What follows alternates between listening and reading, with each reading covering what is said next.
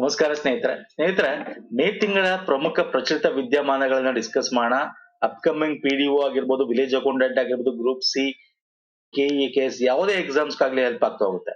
Complete month important current affairs exam ಅಲ್ಲಿ ಬರ್ತಕ್ಕಂಥ current affairs ನ ಡಿಸ್ಕಸ್ ಮಾಡ್ತೀನಿ. ಅಂಡ್ ಮಾಸಿಕ ಪ್ರಚಲಿತ ವಿದ್ಯಮಾನಗಳು ಮಂತ್ಲಿಗೆ ಸಪರೇಟ್ ಪ್ಲೇಲಿಸ್ಟ್ ಇದೆ. 2023 ಸಪರೇಟ್ ಇದೆ, 2024 ಸಪರೇಟ್ ಪ್ಲೇಲಿಸ್ಟ್ ಇದೆ, weekly current affairs separate playlist ಇದೆ. ಓಕೆ, ಸೊ ಎಲ್ಲ ಪ್ಲೇಲಿಸ್ಟ್ ಗಳೇ ಕೊಡ್ತೀನಿ. ಲಾಸ್ಟ್ ಇಯರ್ದು ನಾವು ಮ್ಯಾರಥಾನ್ ವಿಡಿಯೋ ಕೂಡ ಮಾಡಿದೀವಿ, ಸೊ ಅದನ್ನು ಕೂಡ ನಿಮಗೆ ಲಿಂಕ್ ಕೊಟ್ಟಿರ್ತೀನಿ, ನೋಡಿ. ಪ್ಲೇಲಿಸ್ಟ್ ಕೊಟ್ಟಿರ್ತೀವಿ ಡಿಸ್ಕ್ರಿಪ್ಷನ್ ಬಾಕ್ಸ್ ಡೈರೆಕ್ಟ್ ಆಗಿ ನಿಮ್ಗೆ ಈಸಿ ಆಗ್ಲಿ ಅಂತ. ಹಾಗೆ ವಿಡಿಯೋಸ್ ಗಳ ಲಿಂಕ್ಸ್ ಕೂಡ ಇರುತ್ತೆ ಸ್ನೇಹಿತರೆ. ಹಾಗೆ ನಮ್ಮ ಟೆಲಿಗ್ರಾಮ್ ಮತ್ತೆ ಇನ್ಸ್ಟಾಗ್ರಾಮ್ ಫಾಲೋ ಮಾಡಿಲ್ಲ ಮಾಡ್ಕೊಳ್ಳಿ, ಅದರ ಲಿಂಕ್ ಕೂಡ ನಿಮ್ಗೆ ಡಿಸ್ಕ್ರಿಪ್ಷನ್ ಬಾಕ್ಸ್ ಅಲ್ಲಿ ಸಿಗುತ್ತೆ. ಪುನೀತ್ ಫೋರಂ ಅಂತ ಸರ್ಚ್ ಮಾಡಿ ನಿಮ್ಗೆ ಈ ರೀತಿ ಸಿಂಬಲ್ ಸಿಗುತ್ತೆ, ಜಾಯ್ನ್ ಆಗ್ಬೋದು. ಓಕೆ, ಸೊ ಬನ್ನಿ ಹಾಗಾದ್ರೆ ನಾನು ಇಲ್ಲಿ ಕ್ವಶನ್ ಆನ್ಸರ್ ಮುಖಾಂತರ ಕನ್ನಡ ಇಂಗ್ಲಿಷ್ ಎರಡರಲ್ಲೂ ತಗೊಂಡು ನಿಮಗೆ ಎಕ್ಸ್ಪ್ಲೇನ್ ಮಾಡ್ತಾ ಹೋಗ್ತೀನಿ. ಹೆಂಗ್ ಕ್ವಶನ್ಸ್ ಬರುತ್ತೆ, ಯಾವ ಪಾಯಿಂಟ್ಸ್ ಇಂಪಾರ್ಟೆಂಟ್ ಆಗುತ್ತೆ ಅಂತ ನಿಮ್ಗೆ ಗೊತ್ತಾಗ್ತಾ ಹೋಗುತ್ತೆ. ಅಂಕಿ ಅಂಶ ಮತ್ತು ಕಾರ್ಯಕ್ರಮ ಅನುಷ್ಠಾನ ಸಚಿವಾಲಯ, ministry of statistics and programme implementation ಅಂತ ಹೇಳಿ ಓಕೆ ಬಿಡುಗಡೆ ಮಾಡಿದ ಆವರ್ತಕ ಕಾರ್ಮಿಕರ ಬಲ ಸಮೀಕ್ಷೆ ಅಂತಂದ್ರೆ labour force, periodic labour force survey ಅಂತ. ಇದನ್ನ ನಿಮ್ಗೆ ಡೈರೆಕ್ಟ್ ಕ್ವಶನ್ಸ್ ಕೇಳಬಹುದು ನೋಡಿ. ಪೀರಿಯಾಡಿಕ್ ಲೇಬರ್ ಫೋರ್ಸ್ ಸರ್ವೆ ಇದು ಬಿಡುಗಡೆ ಮಾಡಿದ್ಯಾರು?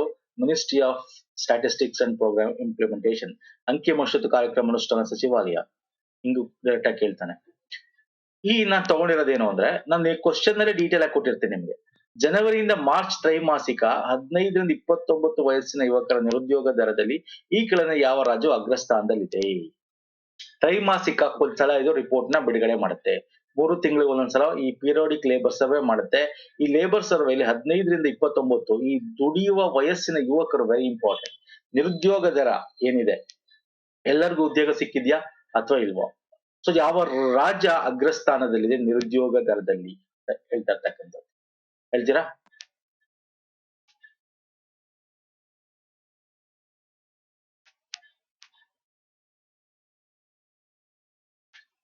ಕೇರಳ ನಿರುದ್ಯೋಗ ದರದಲ್ಲಿ ಇರ್ತಕ್ಕಂಥ ಅತ್ಯಂತ ಜನರು ಕೇರಳದಲ್ಲಿ ಸ್ನೇಹಿತರೆ. ಓಕೆ, ಸೊ ಎಕ್ಸಾಮ್ ಅಲ್ಲಿ ಏನ್ ಕೇಳ್ತಾನೆ ಗೊತ್ತಿರಬೇಕು. ಅಂಡ್ ಎಷ್ಟು ಪರ್ಸೆಂಟ್ ಈ ಒಂದು ವರ್ಷದಲ್ಲಿದ್ದಾರೆ? 31.8% ಅಷ್ಟು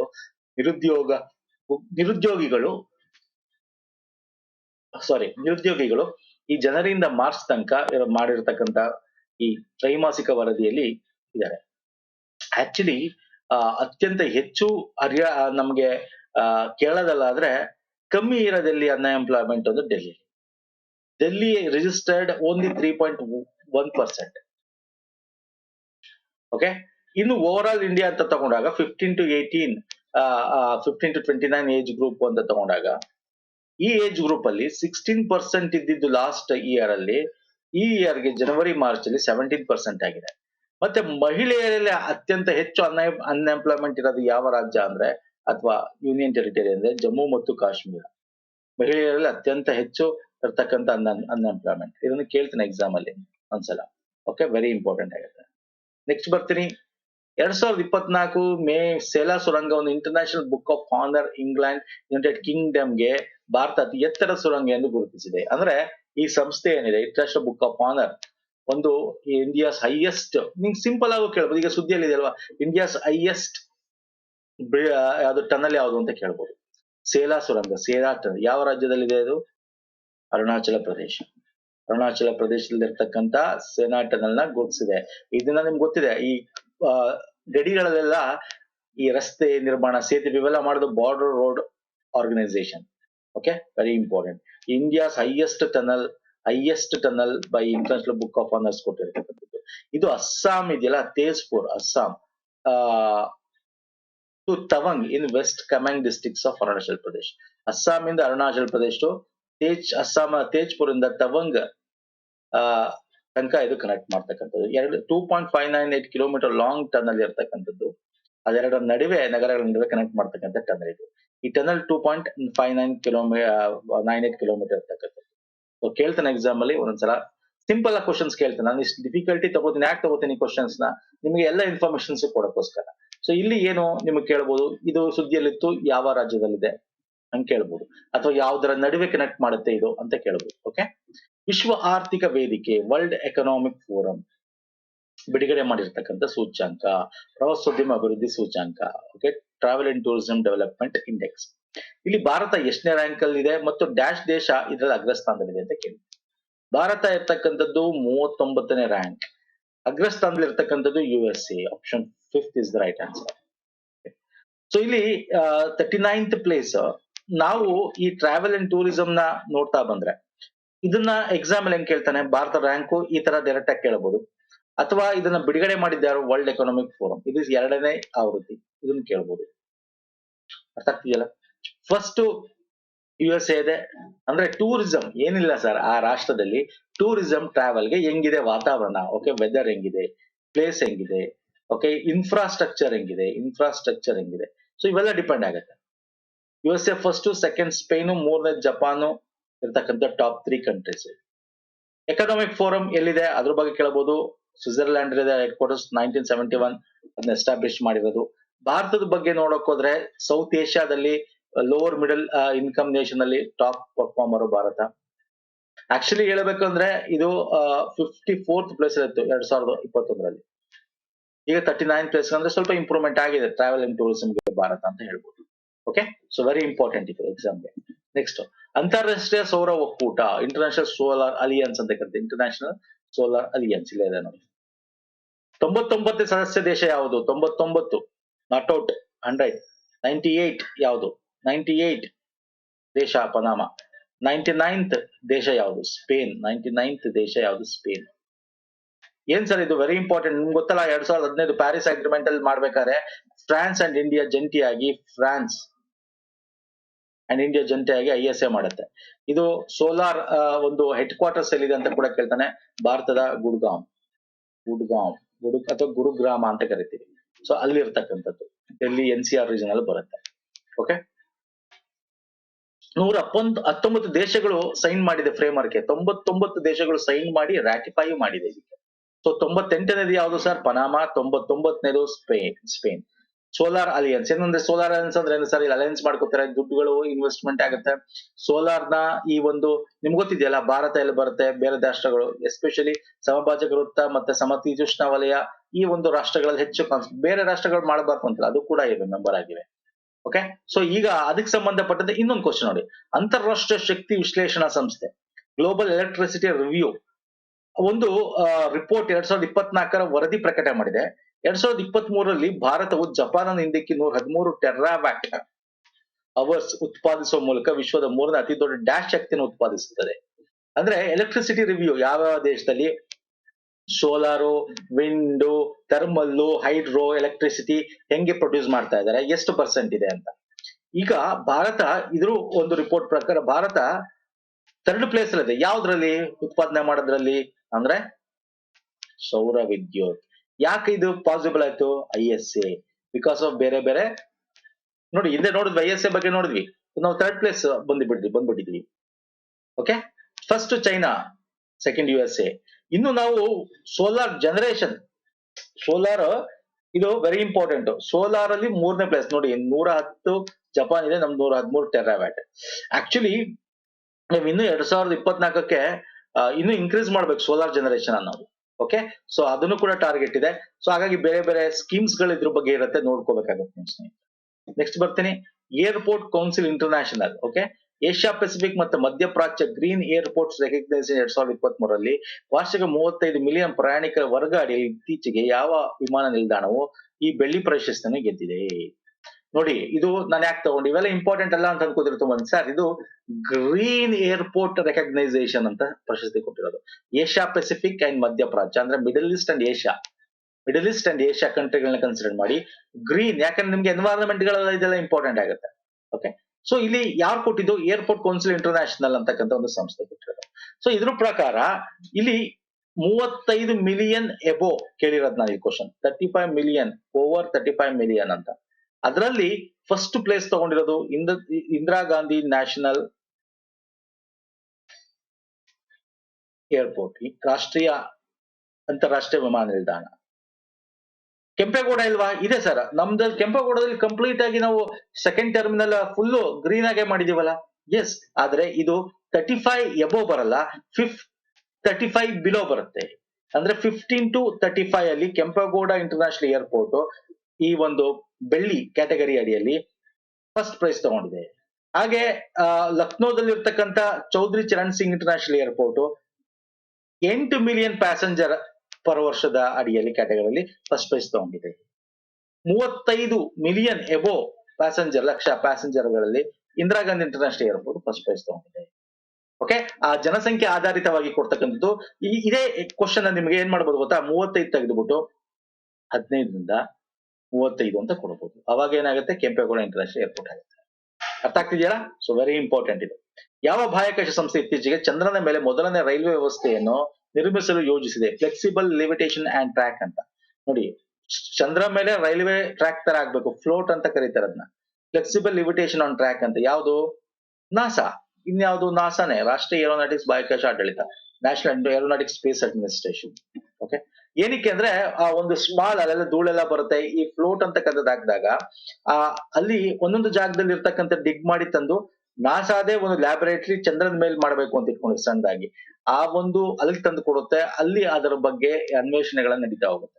ಸುಮ್ನೆ ಜಸ್ಟ್ ನಿಮಗೆ ಕೇಳ್ಬೋದಷ್ಟೇ, ಹಾಗಾಗಿ ಈ ಕ್ವಶನ್ ತಗೊಂಡಿದ್ದೀನಿ, ತುಂಬಾ ಡೀಟೇಲ್ ಬೇಕಾಗಿಲ್ಲ. ಮೇ 2024ರಲ್ಲಿ ಭಾರತೀಯ ವಾಯುಪಡೆ IAF ಉತ್ತರ ಪ್ರದೇಶದ ಆಗ್ರಾದಲ್ಲಿನ ಡ್ಯಾಶ್ ಮೊದಲ ಏರ್ ಡ್ರಾಪ್ ಪರೀಕ್ಷೆ ನಡೆಸಿತು. ನಾ ಇದನ್ನ ವೀಕ್ಲಿ ಕರೆಂಟ್ ಅಫೇರ್ ಬೇರೆ ರೀತಿನೇ ಕೇಳ್ತೀನಿ, ಇಲ್ಲಿ ಬೇರೆ ರೀತಿ ಕೇಳ್ತೀನಿ ಒಂದಷ್ಟು ಕ್ವಶನ್ಸ್ ಗಳನ್ನ. ಎರಡರಲ್ಲಿ ಒಂದ್ 3ರಿಂದ 5 ಕ್ವಶನ್ ಅಥವಾ ರಿಪೀಟ್ ಆಗುತ್ತೆ, ಬಟ್ ಆ 5 ಕ್ವಶನ್ ಅಲ್ಲಿ ಕೇಳೋ ರೀತಿನೇ ಬರ, ಇಲ್ಲಿ ಕೇಳೋ ರೀತಿನೇ ಬರುತ್ತೆ. ಓಕೆ, ಹಾಗಾಗಿ ವೀಕ್ಲಿನ ನೋಡಿ, ಮಂತ್ಲಿನ ನೋಡಿ. ಇಲ್ಲಿ ಏನಪ್ಪಾ ಇದು ಅಂತಂದ್ರೆ ಭೀಷ್ಮ ಅಂತ ಹೇಳ್ತಾನೆ, ಒಂದ್ಸಲ ಫುಲ್ ಫಾರ್ಮ್ ಕೇಳ್ತಾನೆ. ಇಲ್ಲಿ ನಾನು ಕೇಳಿರೋದೇನು, ಭೀಷ್ಮ ಅಂತಕ್ಕಂಥದ್ದು ಕೇಳಿಲ್ಲ. ಇಲ್ಲಿ ಏರ್ ಡ್ರಾಪ್ ಮಾಡಿದ್ರು ಅದನ್ನ, ಎಲ್ಲಿ? ಉತ್ತರ ಪ್ರದೇಶ ಆಗ್ರಾದಲ್ಲಿ. ಅದನ್ನ ಟೆಸ್ಟ್ ಮಾಡಿದ್ರು. ಯಾವ್ದನ್ನ? ಭೀಷ್ಮ ಪೋರ್ಟಬಲ್ ಕ್ಯೂಬ್ಸ್ ಅಂತ ಕರಿತೀವಿ. ಅಂದ್ರೆ ಹೆಲಿಕಾಪ್ಟರ್ ಫ್ಲೈಟ್ ಇಂದ ಇದನ್ನ ಕೆಳಗೆ ಬಿಡ್ತಾರೆ, ಅಂದ್ರೆ it is A portable hospital ಅಂತ ಕರಿತೀವಿ. ಭೀಷ್ಮ ಫುಲ್ ಫಾರ್ಮ್ ಏನು? ಭಾರತ್ ಹೆಲ್ತ್ ಇನಿಷಿಯೇಟಿವ್ ಫಾರ್ ಸಹಯೋಗ್ ಹಿತ ಮೈತ್ರಿ ಅಂತ. ಈ ಕ್ಯೂಬ್ಸ್ ಗಳು ಏನಾಗುತ್ತೆ, ಅದು ಬಿಚ್ಚಿದಾಗ ಇಲ್ಲಿ ನಿಮ್ಗೆ 72ಕ್ಕಿಂತ ಹೆಚ್ಚು ಡಿಟ್ಯಾಚಬಲ್ ಕ್ಯೂಬ್ಸ್ ಗಳು ಇರ್ತವೆ, ಸಣ್ಣ ಸಣ್ಣದು. ಯಾವ್ದಾದ್ರು ವಾರ್ ಆಗಿರ್ಬೋದು, ಯಾವ್ದಾದ್ರು ಎಮರ್ಜೆನ್ಸಿ ಆಗಿರ್ಬೋದು, ಅಲ್ಲಿ ನಿಮ್ಗೆ ನೂರಾರು ಟೆಸ್ಟ್ ಗಳನ್ನ ಮಾಡಬಹುದು, ಬೇಗ ಎಮರ್ಜೆನ್ಸಿ ಟ್ರೀಟ್ ಮಾಡಬಹುದು, ಒಂದ್ ಕಡೆಯಿಂದ ಒಂದ್ ಕಡೆ ಲಿಫ್ಟ್ ಮಾಡಬಹುದು. ಪೋರ್ಟಬಲ್ ಫ್ಲೆಕ್ಸಿಬಲ್ ಹಾಸ್ಪಿಟಲ್ ಅಂತ ಕರಿತೀವಿ. ಅರ್ಥ ಆಗ್ತಿಲ್ಲ? So this is very important. ಇದು ಎಕ್ಸಾಮ್ ಅಲ್ಲಿ ಕೇಳ್ತಾನೆ, ಭೀಷ್ಮ ಪೋರ್ಟಬಲ್ ಕ್ಯೂಬ್ಸ್ ಅಂತ. ಫೈನ್. ಸೊ ನೆಕ್ಸ್ಟ್ ಹೋಗೋಣ ಬನ್ನಿ. ಭಾರತದ ರಾಷ್ಟ್ರೀಯ ಭದ್ರತಾ ಸಿಬ್ಬಂದಿ ಜೊತೆಗೆ ಇತ್ತೀಚೆಗೆ ಪಶ್ಚಿಮ ಬಂಗಾಳ ಕೋಲ್ಕತ್ತಾದಲ್ಲಿ ನಡೆದ ಭಯೋತ್ಪಾದನಾ ನಿಗ್ರಹ ವ್ಯಾಯಾಮ ತರ್ಕಾಶ್ 7ನೇ ಆವೃತ್ತಿ ಯಾವ ದೇಶ ಭಾಗವಹಿಸಿದೆ? Tarkash exercise national security guard NSG ಜೊತೆ, ಭಾರತದ NSG ಜೊತೆ ಮಾಡಿರ್ತಕ್ಕಂಥ ವೆಸ್ಟ್ ಬೆಂಗಾಲ್ ನಡೆಯುತ್ತೆ. USA ಅಲ್ವಾ? Yes, USA is right answer. USA ಭಾಗವಹಿಸಿದೆ. ಲಾಸ್ಟ್ ಇಯರ್ ಚೆನ್ನೈಲಿ ನಡೆದಿತ್ತು. 7ನೇ ಆವೃತ್ತಿ ವೆಸ್ಟ್ ಬೆಂಗಾಲ್ ನಡೆದಿದೆ. ಓಕೆ, ಸೊ ಗೊತ್ತಿರಲಿ, ಇದು ಕೂಡ ತುಂಬಾ ಇಂಪಾರ್ಟೆಂಟ್. ನೆಕ್ಸ್ಟ್ ಬರ್ತೀನಿ. ಈ ಕೆಳಗಿನ ಯಾವ ಭಾರತೀಯ ಹಸ್ತಪ್ರತಿಗಳನ್ನು ಇತ್ತೀಚೆಗೆ united nation education scientific culture organisation memory of the world Asia Pacific ಪ್ರಾದೇಶಿಕ ರಿಜಿಸ್ಟರ್ ನಲ್ಲಿ ಸೇರಿಸಲಾಗಿದೆ? ನೋಡಿ, UNESCO world heritage site, UNESCO biospheres, ಈ ತರ ಎಲ್ಲ ನೀವು ನೋಡಿರ್ತೀರಲ್ಲ, ಕೇಳಿರ್ತೀರಲ್ಲ, ಅದ್ರ ತಿಳ್ಕೊಂಡಿರ್ತೀರಲ್ಲ. ಅದೇ ತರ UNESCO memory of the world ಅಂತಿದೆ. ಯುನೆಸ್ಕೋದವ್ರದ್ದು ತುಂಬಾ ಬರುತ್ತೆ ಸ್ನೇಹಿತರೆ. ಮೆಮೊರಿ ಆಫ್ ದ ವರ್ಲ್ಡ್ ಅಂತಂದ್ರೇನು? ವರ್ಲ್ಡ್ ಅಲ್ಲಿ ಇರ್ತಕ್ಕಂಥ ಒಂದು ಪ್ರಮುಖವಾಗಿರ್ತಕ್ಕಂಥದ್ದ ಅದೊಂದು ರಿಜಿಸ್ಟರ್ ಮಾಡುತ್ತೆ, ಅದರಲ್ಲಿ ಆ ಒಂದು ಲಿಸ್ಟ್ ನ ಮಾಡ್ತಾ ಹೋಗುತ್ತೆ. ಯಾಕಂದ್ರೆ ನಾಳೆ ದಿನ ಅದು ಮರೆತು ಬಿಡಬಾರ್ದು, ನಾಳೆ ದಿನ ನಶಿಸಿ ಹೋಗ್ಬಾರ್ದು ಅನ್ನೋದು ರೀತಿ. ಅದರಲ್ಲಿ ಭಾರತದ 3 ಕೃತಿಗಳನ್ನ ಆ ಒಂದು ಲಿಸ್ಟ್ ಸೇರಿಸಿದೆ, ಮೆಮೊರಿ ಆಫ್ ದ ವರ್ಲ್ಡ್ ಅಂತ. ನೋಡಿ, UNESCO world heritage site, UNESCO biospheres ತರ ಇದು ಕೂಡ ಒಂದು. ಇದರಲ್ಲಿ ರಾಮಚರಿತ ಮಾನಸ್, ಪಂಚತಂತ್ರ, ಸಹೃದಯ ಲೋಕನ, ಈ 3 ಕೂಡ ಇದೆ. ಮೇಲಿನ ಎಲ್ಲವೂ is the right answer. Okay, very important. ಇದು ಏನ್ ಮಾಡುತ್ತೆ, 10th ಮೀಟಿಂಗ್ ನಡೆಯುತ್ತೆ ಯಾವ್ದೋ ಯುನೆಸ್ಕೋದು ಮಂಗೋಲಿಯಾದಲ್ಲಿ. ಅಲ್ಲಿ ಇದನ್ನ ಲಿಸ್ಟ್ ಮಾಡ್ತಾರೆ. ಟೋಟಲ್ 20ನ್ನ ಕೊಡ್ತಾರೆ. ಅದರಲ್ಲಿ ಭಾರತದ 3 ಕೂಡ ಎಲ್ಲ ಸೇರುತ್ತೆ. ರಾಮಚರಿತ ಮಾನಸ ಯಾರು? ತುಳಸಿದಾಸ್ ಬರ್ದಿರ್ತಕ್ಕಂಥದ್ದು. ಪಂಚತಂತ್ರ ವಿಷ್ಣು ಶರ್ಮಾ ಬರ್ದಿರ್ತಕ್ಕಂಥದ್ದು. ಸಹೃದಯ ಲೋಕಾಚಾರಕ್ಕೆ ಒಂದು ಆಚಾರ್ಯ ಆನಂದವರ್ಧನ ಬರ್ದಿರ್ತಕ್ಕಂಥದ್ದು. ಒಂದೊಂದ್ಸಲ ಏನಾಗುತ್ತೆ ಗೊತ್ತಾ ಸ್ನೇಹಿತರೆ, ಹಿಂಗೆ ಕ್ವಶನ್ ಬರಬೇಕು ಅಂತೇನಿಲ್ಲ. ಈ ಕರೆಂಟ್ ಅಫೇರ್ ಅಲ್ಲಿ ಏನಿತ್ತು ಬರಬೇಕು ಅಂತೇನಿಲ್ಲ. ಈಗ ಫಾರ್ ಎಕ್ಸಾಂಪಲ್ ಇದೇ ಕ್ವಶನ್ ಇದೆ ಅಲ್ವಾ, world memory of the world ಅಂತ, ಇದನ್ನ ಕೇಳಬೇಕು ಅಂತಾನೆ ಏನಿಲ್ಲ. ಈಗ ಇದರಲ್ಲಿ 3 ಬುಕ್ ಗಳನ್ನ ಲಿಸ್ಟ್ ಮಾಡಿದಾರಲ್ವಾ, ಈ ಬುಕ್ ಬಗ್ಗೆ ಕೇಳಬಹುದು. ಈ ಕೃತಿಯ ಕರ್ತೃ ಯಾರು? ಕರೆಂಟ್ ಅಫೇರ್ ಅಲ್ಲಿ ಇದೆ. ಪಂಚತಂತ್ರ ಕೃತಿಯ ಕರ್ತೃ ಯಾರು? ಸಹೃದಯ ಲೋಕನ. ಬೇಕಾದ್ರೆ ಈ 3 ಕೊಟ್ಬಿಟ್ಟು ಒಂದೇ ಸಿ ಬರೆಯೋ ಟೈಪ್ ಕೊಟ್ಬಿಡ್ಬೋದು. ಅರ್ಥ ಆಗ್ತಿದೆಯಲ್ಲ? ನಿಮಗೆ ಕರೆಂಟ್ ಅಫೇರ್ ಅಲ್ಲಿ ಇರ್ತಕ್ಕಂಥದ್ದು ಕರೆಂಟ್ ಅಫೇರ್ ಕ್ವಶನ್ ಬರಬೇಕು ಅಂತೇನಿಲ್ಲ. ಕರೆಂಟ್ ಅಫೇರ್ ನ ತಗೊಂಡ್ಬಂದವನು ನಿಮ್ಗೆ ಹಿಸ್ಟ್ರಿ ಕ್ವಶನ್ ಮಾಡ್ಬಿಡ್ಬೋದು, ಜಿಯೋಗ್ರಫಿ ಕ್ವಶನ್ ಮಾಡ್ಬಿಡ್ಬೋದು, ಭೂಗೋಳಶಾಸ್ತ್ರ, ಅಥವಾ ಪೊಲಿಟಿ ಕ್ವಶನ್ ಅಥವಾ ಎಕನಾಮಿ ಕ್ವಶನ್ ಮಾಡ್ಬಿಡ್ಬೋದು. ಅರ್ಥ ಆಗ್ತಿದೆಯಲ್ಲ? ಹೆಂಗ್ ಬೇಕಾದ್ರೂ ಕೇಳ್ತಾನೆ. ಹಾಗಾಗಿ ಈ 3 ಬುಕ್ ಬಗ್ಗೆ ತಿಳ್ಕೊಬೇಕಾಗತ್ತೆ. ಈ ಬುಕ್ ಯಾರು ಬರ್ದಿರೋ ಒಂದು ಇಂಪಾರ್ಟೆಂಟ್. ಓಕೆ, ನೆಕ್ಸ್ಟ್ ಬನ್ನಿ ಹೋಗೋಣ. ಮೇ 2024ರಲ್ಲಿ ವಲಸೆಗಾಗಿ ಅಂತಾರಾಷ್ಟ್ರೀಯ ಸಂಸ್ಥೆ international migration organisation of migration ಅಂತ ಕರಿತೀವಿ. ಇದು ವಲಸೆ ವರದಿನ ಬಿಡುಗಡೆ ಮಾಡುತ್ತೆ. ವರ್ಲ್ಡ್ ಮೈಗ್ರೇಷನ್ ರಿಪೋರ್ಟ್ ಅಂತ ವಿಶ್ವ ವಲಸೆ ವರದಿಯನ್ನ ಬಿಡುಗಡೆ ಮಾಡಿದೆ. 2022ರಲ್ಲಿ ಭಾರತವು ಸ್ವೀಕರಿಸಿದ ರವಾನೆ ಮೌಲ್ಯ ಎಷ್ಟು? ನೋಡಿ, ಇಲ್ಲಿ ಕೇಳಿರೋದೇ ನಾನು ಡಿಫ್ರೆಂಟ್ ಕ್ವಶನ್. ಇದನ್ನ ವೀಕ್ಲಿ ಕರೆಂಟ್ ಅಫೇರ್ ಬೇರೆ ರೀತಿ ಕೇಳಿದ್ದೇನೆ. ಅಂದ್ರೆ ಈ ವೀಕ್ ಏನ್ ಕೇಳ್ಬೋದು ನಿಮ್ಗೆ, ಇದನ್ನ ಯಾರು ಬಿಡುಗಡೆ ಮಾಡೋದು? ವರ್ಲ್ಡ್ ಮೈಗ್ರೇಷನ್ ರಿಪೋರ್ಟ್, ವಿಶ್ವ ವಲಸೆ ವರದಿ ಅಂದ್ರೆ IMO, ಇಂಟರ್ನ್ಯಾಷನಲ್ ಆರ್ಗನೈಸೇಷನ್ ಮೈಗ್ರೇಷನ್.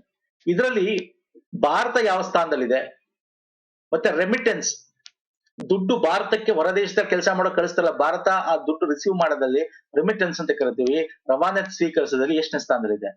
ನನಗೆ ಈ ರೀತಿ ಕ್ವಶನ್ಸ್ ಬರಬಹುದು. ನಾವು ಒಂದು ನೆಗ್ಲೆಕ್ಟ್ ಮಾಡ್ಬಿಡ್ತೀವಿ, ಎಷ್ಟು ದುಡ್ಡು ಬಂದಿದೆ ಅನ್ನೋ ನೆಗ್ಲೆಕ್ಟ್ ಮಾಡ್ಬಿಡ್ತೀವಿ ಒಂದೊಂದ್ಸಲ. $111 ಶತಕೋಟಿ ಬಂದಿದೆ 2022. ನೋಡಿ, ಒಂದೊಂದ್ಸಲ ಹಿಂಗೂ ಕೇಳ್ತಾನೆ ಕ್ವಶನ್. ಅದಕ್ಕೆ ನಾನು ಹೇಳ್ತಾ ಇರೋದು, ನಾನು ಯಾಕೆ ಡೀಟೇಲ್ ಆಗಿ ಕೊಡ್ತೀನಿ, ಈ ಎಕ್ಸ್ಪ್ಲನೇಷನ್ ಡೀಟೇಲ್ ಆಗಿ ಬರ್ದಿರ್ತೀನಿ ನಿಮ್ಗೆ. ಇದರ PDF ನಮ್ಮ ಟೆಲಿಗ್ರಾಮ್ ಅಲ್ಲಿ ನಿಮ್ಗೆ ಸಿಗುತ್ತೆ. ಕರೆಂಟ್ ಅಫೇರ್ಸ್ ವೀಕ್ಲಿದಾಗ್ಲಿ ಮಂತ್ಲಿದಾಗ್ಲಿ ನಾನು ಏನಕ್ಕೆ ಕೇಳ್ತೀನಿ ಅಂದ್ರೆ ಹೆಂಗ್ ಬೇಕಾದ್ರೂ ಕ್ವಶನ್ಸ್ ಬರ್ಬೋದು. ಓಕೆ, ಸೊ ನೋಡಿ, $111 ಮಿಲಿಯನ್, $100 ಕ್ರಾಸ್ ಮಾಡಿದೆ, ಬಿಲಿಯನ್ ಕ್ರಾಸ್ ಮಾಡಿದೆ. ಓಕೆ, ಇದು ಗೊತ್ತಿರಬೇಕು. ಇನ್ನು ರೆಮಿಟೆನ್ಸ್ ವರದಿ ಅಂದ್ರೆ ದುಡ್ಡನ್ನ ರಿಸೀವ್ ಮಾಡೋದ್ರಲ್ಲಿ ಭಾರತ ಮೊದಲನೇ ಸ್ಥಾನದಲ್ಲಿದೆ. ಈ Mexico 2, 3 China, 4 Philippines and 5 France. Migration corridor ಅಂತಕ್ಕಂಥದ್ದು ಇಂಡಿಯಾದಿಂದ ಹೆಚ್ಚು ಜನ ಯಾವ ದೇಶಕ್ಕೆ ಹೋಗಿದ್ದಾರೆ ಅಂದ್ರೆ UAE, ದುಬೈ, UAE ಅಂತ ಏನ್ ಕರಿತೀವಿ, ಯುನೈಟೆಡ್ ಅರಬ್ ಎಮಿರೇಟ್ಸ್, ಅದಕ್ಕೆ ಹೋಗಿದೆ. 2ನೇದು US ಹೋಗಿದ್ದಾರೆ. 3ನೇದು ಸೌದಿ ಅರೇಬಿಯಾ. ನೆಕ್ಸ್ಟ್ ಒಂದು ಬಾಂಗ್ಲಾದೇಶನ ಇಂಡಿಯಾಕ್ಕೆ ಬಂದಿರೋ 4ನೇದು. ಇವೆಲ್ಲ ಕೇಳ್ಬಿಡ್ತಾನೆ ಸ್ನೇಹಿತರೆ. ಓಕೆ, ನಮ್ಮ ಭಾರತದಿಂದ ಅತಿ ಹೆಚ್ಚು ವಲಸೆ ಹೋಗಿರೋದು ಯಾವ ದೇಶಕ್ಕೆ? UAEಗೆ, United Arab Emirates. 2nd USA, 3ನೇದು ಸೌದಿ ಅರೇಬಿಯಾ. ಟಾಪ್ 3 ಕಂಟ್ರೀಸ್ ಅನ್ನು ತಿಳ್ಕೊಳ್ಳಿ. ಎಷ್ಟು ದುಡ್ಡು ಬಂತು ತಿಳ್ಕೊಳ್ಳಿ. ಭಾರತಕ್ಕೆ ವಲಸೆ ಬರಲ್ವಾ? ಬರ್ತಾರೆ. ಆದ್ರೆ ಭಾರತ ವಲಸೆ ಬರದಲ್ಲಿ ಭಾರತ ಯಾವ ಸ್ಥಾನದಲ್ಲಿದೆ? ಈಗ ಫಸ್ಟ್ ಈಗ ಭಾರತ 13ನೇ ಸ್ಥಾನ, ಭಾರತಕ್ಕೂ ಬರ್ತಾರೆ, ಬಾಂಗ್ಲಾದೇಶಿಗರು ಬರ್ತಾರೆ ಹೆಚ್ಚು. ಓಕೆ, ಸೊ ನೆಕ್ಸ್ಟ್ ಬರೋಣ. ರಿಪೋರ್ಟರ್ಸ್ ವಿತೌಟ್ ಬಾರ್ಡರ್ಸ್ ಪ್ರಕಟಿಸಿದ 2024ರ ವರ್ಲ್ಡ್ ಪ್ರೆಸ್ ಫ್ರೀಡಮ್ ಇಂಡೆಕ್ಸ್ ನಲ್ಲಿ ಭಾರತವು ಡ್ಯಾಶ್ ಸ್ಥಾನದಲ್ಲಿದೆ. ಭಾರತದ ಪ್ರೆಸ್ಗೆ ಒಂದು ಕಡೆಯಿಂದ ಒಂದು ಕಡೆ ಓಡಾಡಕ್ಕೆ, ವಾಕ್ ಸ್ವಾತಂತ್ರ್ಯ, ಏನ್ ಬೇಕಾದ್ರೂ ಪಬ್ಲಿಷ್ ಮಾಡಕ್ಕೆ, ಸೊ ಇವನ್ನೆಲ್ಲ ಫ್ರೀಡಮ್ ಕೊಟ್ಟಿರೋ ಪ್ರಕಾರ ಭಾರತ ಎಷ್ಟನೇ ಸ್ಥಾನದಲ್ಲಿದೆ? ಇಲ್ಲೇ ಕೊಟ್ಬಿಟ್ಟು ನೋಡಿರ್ತೀರಾ, 180 ಕಂಟ್ರಿಲಿ 159ನೇ ಸ್ಥಾನದಲ್ಲಿದೆ. ಆಕ್ಚುಲಿ ಇದು ನಾವು ನೋಡೋದಾದ್ರೆ ಕಮ್ಮಿ ಆಗ್ತಾ ಬರ್ತಾರೆ ಲಾಸ್ಟ್ ಫ್ಯೂ ಇಯರ್ಸ್ ಇಂದ. ಅಂದ್ರೆ ಪ್ರೆಸ್ ಫ್ರೀಡಮ್ ನ ಸರ್ಕಾರ, ಕೇಂದ್ರ ಸರ್ಕಾರ ಅದಿಮಿಟ್ಕೊಂಡಿದೆ ಅಂತ ಹೇಳ್ತಾರೆ. 2023 ನಿಮಿಷ ನೋಡೋಣ ಎಲ್ಲಿದೆ. ಇದನ್ನ ಯಾರು ರಿಲೀಸ್ ಮಾಡ್ಬೇಕು ಹೇಳ್ತೇನೆ. World press freedom index release by reporters without borders, ಇದು ರಿಲೀಸ್ ಮಾಡಿರ್ತಕ್ಕಂಥ. ಇಂಡಿಯಾ ರ್ಯಾಂಕ್ ಎಷ್ಟು? 159 out of 180 countries. India was rank 161st ಇನ್ 2023. ಈಗ 2024 ಅಲ್ವಾ? ಎಸ್, ಅಂದ್ರೆ ನಾವ್ ಏನ್ ಮಾಡಿದೀವಿ, ಕಮ್ಮಿ ಆಗಿದೀವಿ. ಎಸ್, ಸ್ವಲ್ಪ ಇಂಪ್ರೂವ್ ಆಗಿದೆ ಅಂತ ಹೇಳ್ಬೋದು. ಓಕೆ, ಲಾಸ್ಟ್ ಇಯರ್ಗೂ ಈ ಇಯರ್ಗೂ ಏನಾಗಿದೆ, ಸ್ವಲ್ಪ ನಾವು ಇಂಪ್ರೂವ್ ಆಗಿದೆ ಅಂತ ಹೇಳ್ಬೋದಾ? ಇಂಪ್ರೂವ್ ಆಗಿದೆ ಅಂತ ಹೇಳ್ಬೋದು, ಎಂತ ಹೇಳ್ಬೋದು? ಎಸ್, ಸ್ವಲ್ಪ ಇಂಪ್ರೂವ್ ಆಗಿದೆ ಲಾಸ್ಟ್ ಇಯರ್ಗೆ ಈ ಇಯರ್ಗೂ ಹೋಲಿಸಿದ್ರೆ. ಫಸ್ಟ್ ಪ್ಲೇಸ್ ಯಾವುದು? ಲಾಸ್ಟ್ 8 ವರ್ಷದಿಂದನೂ ನಾರ್ವೆ ಫಸ್ಟ್ ಪ್ಲೇಸ್ ಅಲ್ಲಿ ಇದೆ. 2nd ಪ್ಲೇಸ್ ಅಲ್ಲಿ ಡೆನ್ಮಾರ್ಕ್ ಇದೆ. 3rd ಪ್ಲೇಸ್ ಸ್ವೀಡನ್ ಇದೆ. ಓಕೆ, ಲಾಸ್ಟ್ ಪ್ಲೇಸ್ ಯಾವುದು? ಎರಿಟ್ರಿಯಾ ಲಾಸ್ಟ್, ಸಿರಿಯಾ, ಆಮೇಲೆ ಅದ್ರ ಮುಂದೆ ಬರುತ್ತೆ ಅಫ್ಘಾನಿಸ್ತಾನ್. ಓಕೆ, ಸೊ ಅಲ್ಲಿ ಪೊಲಿಟಿಕಲ್ ಹೆಂಗಿದೆ, ಅದರೆಲ್ಲ ಒಂದು ಫ್ರೇಮ್ ವರ್ಕ್ ಹೆಂಗಿದೆ, ಇವೆಲ್ಲ ಕೂಡ ಕನ್ಸಿಡರ್ ಮಾಡ್ತಾರೆ. So very important question. ಒಂದೊಂದ್ಸಲ ಲಾಸ್ಟ್ ಇಯರ್ಗೆ ಕಂಪೇರ್ ಮಾಡಿ ಒಂದೊಂದ್ಸಲ ಕೇಳ್ಬಿಡ್ತಾನೆ ಸ್ನೇಹಿತರೆ, ಅವಾಗ್ಲೂ ಕೂಡ ಹೇಳ್ಬೇಕಾಗತ್ತೆ. ಸೊ ಲಾಸ್ಟ್ ಇಯರ್ಗೂ ಈ ಇಯರ್ಗೂ ಸ್ವಲ್ಪ ಇಂಪ್ರೂವ್ ಆಗಿದೀವಿ. ಓಕೆ, ಅದ್ರ ಲಾಸ್ಟ್ ಇಯರ್ ವರ್ಸ್ಟ್ ಆಗಿದ್ವಿ. ಓಕೆ, ನೆಕ್ಸ್ಟ್ ಬರ್ತೀನಿ.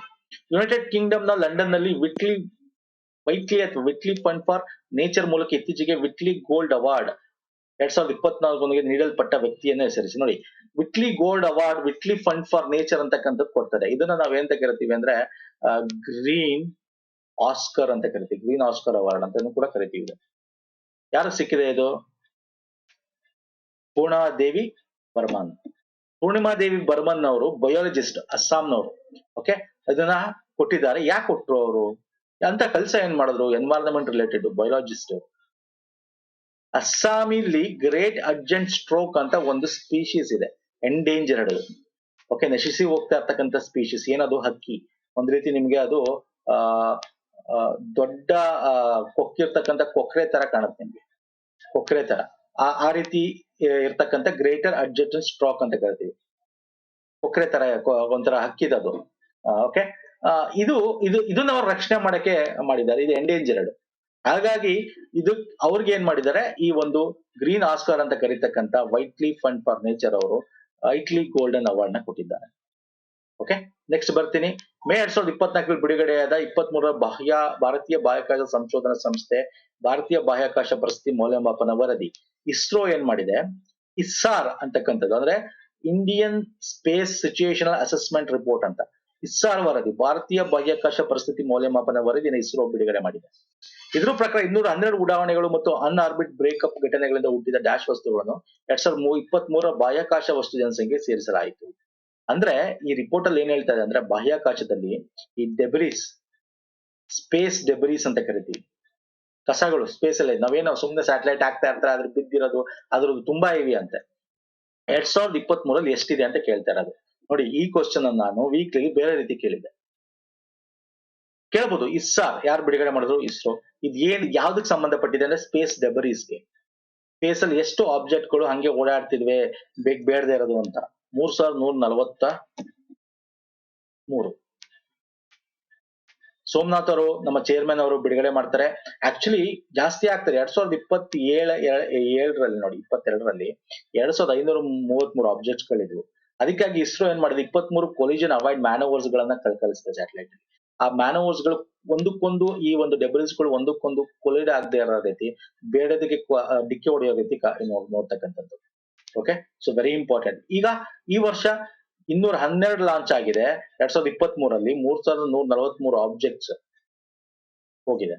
ಓಕೆ, ಸುಮ್ನೆ ಎಕ್ಸ್ಟ್ರಾ ಇನ್ಫಾರ್ಮೇಶನ್ಸ್ ಇದೆಲ್ಲ ನಿಮ್ಗೆ ಕೇಳ್ಬಿಟ್ರೆ ಅಂತ. ಬಟ್ ಕೇಳ್ಬೋದು, ಇಸ್ಸಾರ್ ವರದಿ ಯಾವ್ದಕ್ಕೆ ಸಂಬಂಧಪಟ್ಟಿದೆ, ಇದು ಯಾರು ಬಿಡುಗಡೆ ಮಾಡೋದು ಅಂತ ಕೇಳ್ಬೋದು. ಓಕೆ, ನೆಕ್ಸ್ಟ್ ಗ್ರೀನ್ ನೊಬೆಲ್ ಪ್ರಶಸ್ತಿ. ನೋಡಿ, ಗ್ರೀನ್ ಆಸ್ಕರ್ ನೋಡಿದ್ವಿ, ಈಗ ಗ್ರೀನ್ ನೊಬೆಲ್ ಅಂತ ಕರಿತೀವಿ. ಯಾವ್ದನ್ನ? 35ನೇ ಗೋಲ್ಡ್ಮನ್ ಪರಿಸರ ಪ್ರಶಸ್ತಿ, ಗೋಲ್ಡ್ಮನ್ ಎನ್ವೈರನ್ಮೆಂಟಲ್ ಪ್ರೈಸ್ ನ ನಾವು ಗ್ರೀನ್ ನೊಬೆಲ್ ಪ್ರೈಸ್ ಅಂತ ಕರಿತೀವಿ. ಏಷ್ಯಾದ ವ್ಯಕ್ತಿಗೆ ಸಿಕ್ಕಿದೆ. ಯಾರದು? Teresa Vicente, Marcel Gomes, Jadav Payeng, Ashok Shukla. ಇಲ್ಲಿ ನೋಡಿ, ಛತ್ತೀಸ್ಗಢದಲ್ಲಿ ಬಚಾವೋ ಆಂದೋಲನ ಅಂತ ಮಾಡಿದ್ರು. ಯಾವ್ದಕ್ ಸಂಬಂಧಪಟ್ಟಂತೆ ಕೇಳ್ಬೋದು. ನೋಡಿ, ಇದನ್ನೇ ಕೇಳ್ಬೇಕು ಅಂತಿಲ್ಲ, ನಾನು ಹೇಳ್ತೀನಿ ಫಸ್ಟ್, ದಯವಿಟ್ಟು ಅರ್ಥ ಮಾಡ್ಕೊಳ್ಳಿ ಸ್ನೇಹಿತರೆ.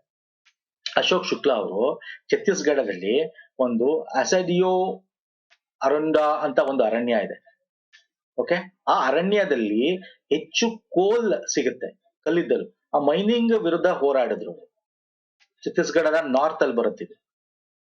ಅಸಡಿಯೋ ಅರಣ್ಯ ಬಚಾವ್ ಸಂಗಮ ಸಮಿತಿನ ಅವರು ರಚನೆ ಮಾಡಿ ಅದ್ರ ವಿರುದ್ಧ ಹೋರಾಡಿದ್ರು. ಅಂದ್ರೆ ಈ ಫಾರೆಸ್ಟ್ ನ ಉಳಿಸಕ್ಕೋಸ್ಕರ, ಕೋಲ್ ಮೈನಿಂಗ್ ಆಗದೆ ಇರೋ ರೀತಿ ತಡೆಯಕ್ಕೋಸ್ಕರ ಮಾಡಿದ್ರು. ಸೊ ಹಾಗಾಗಿ ಇವ್ರಿಗೆ golden prize of Asia for his efforts, green Nobel prize ಅಂತ ಕರೀತಕ್ಕಂಥ ಗೋಲ್ಡ್ಮನ್ ಎನ್ವೈರನ್ಮೆಂಟಲ್ ಪ್ರೈಸ್ ಸಿಕ್ಕಿದೆ. ಅಂದ್ರೆ ಇದು ತುಂಬಾ ಜನ ಕೊಡ್ತಾರೆ, ಬೇರೆ ಬೇರೆ ರಾಷ್ಟ್ರಗಳಲ್ಲಿ ಕೂಡ ಸಿಕ್ಕಿದೆ. ಆದ್ರೆ ನಮ್ಗೆ ಭಾರತದವ್ರು ಇಂಪಾರ್ಟೆಂಟ್. ಯಾಕೆ ಭಾರತದಲ್ಲಿ ನೀವಿದ್ದೀರಾ, ಭಾರತದಲ್ಲಿ ಇರ್ತಕ್ಕಂಥ ಕರೆಂಟ್ ಅಫೇರ್ ನಿಮಗೆ ಕೇಳ್ತಾರೆ. ನೋಡಿ, ಇದನ್ನ ಗ್ರೀನ್ ನೊಬೆಲ್ ಪ್ರಶಸ್ತಿ ಯಾವುದು, ಗ್ರೀನ್ ಆಸ್ಕರ್ ಪ್ರಶಸ್ತಿ ಯಾವುದು ಗೊತ್ತಿರಬೇಕು. ಗ್ರೀನ್ ಆಸ್ಕರ್ ಅದು ವೈಟ್ಲಿ ಗೋಲ್ಡ್ ಅವಾರ್ಡ್ ಅಲ್ವಾ? ಈಗ ಹಿಂದೆ ನೋಡಿದ್ವಲ್ಲ ಇಲ್ಲಿ ನೋಡಿ, ವೈಟ್ಲಿ ಫಂಡ್ ಏನೋ ಯಾವುದು gold award.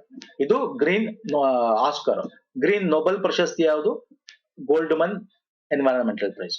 Okay, so very important ಆಗಿತ್ತು. ಇಷ್ಟು ಇಂಪಾರ್ಟೆಂಟ್ ಡಿಸ್ಕಸ್ ಮಾಡಿದೀನಿ. ಇಲ್ಲಿ ಇಲ್ಲದೆ ಇರೋದು ಇನ್ನೊಂದಷ್ಟು ವೀಕ್ಲಿ ಕರೆಂಟ್ ಅಫೇರ್ ಅಲ್ಲಿ ಇರುತ್ತೆ ಸ್ನೇಹಿತರೆ.